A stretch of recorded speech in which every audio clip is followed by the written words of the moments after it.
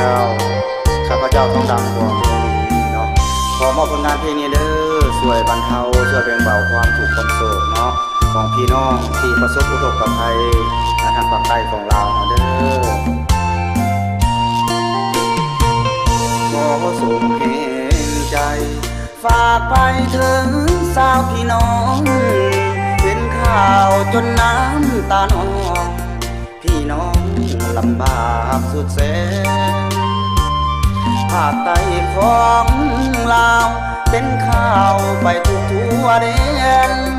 พี่น้องลำบากยากแค้นบ่มีที่อยู่อาศัยคนฟ้าใจดำตกกะหน่ำจนน้ำไหลนองน้ำห้วยน้ำเสน้ำคลองไหลนองขึ้นมาเส้นไว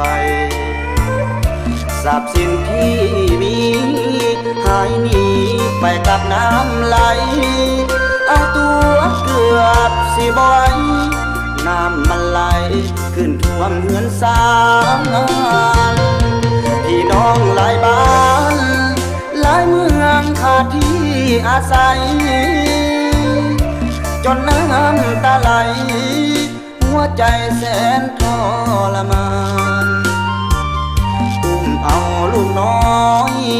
ป้าปล่อยครอบครัวเงินสาน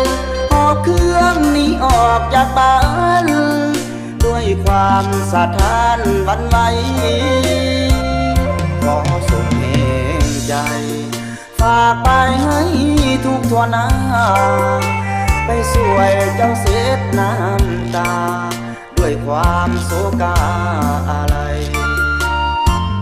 ขอเป็นตัวแทนพี่น้องทั่วแดนไกลไกลเต้ารวมกันส่งน้ำใจ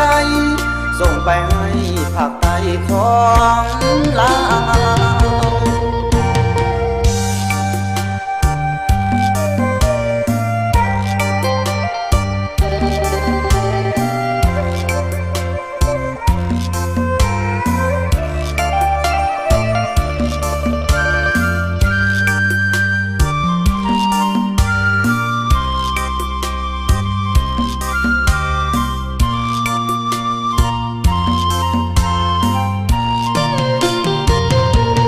น้องหลายบ้านหลายเมืองขาดที่อาศัยจนน้ำตาไหลหัวใจแสนทรมานอุ้มเอาลูกน้อยป้าปล่อยครอบครัวเงินสานหอบเครื่องนี้ออกจากบ้านด้วยความสะท้านหวั่นไหวขอส่งเพลงใจฝากไปให้ทุกทั่วหน้าไปสวยเจ้าเสียน้ำตาด้วยความโศกาอะไรขอเป็นตัวแทนพี่น้องทั่วแดนไกลไกลเต้ารวมกันส่งน้ำใจส่งไปให้ภาคใต้ของลาว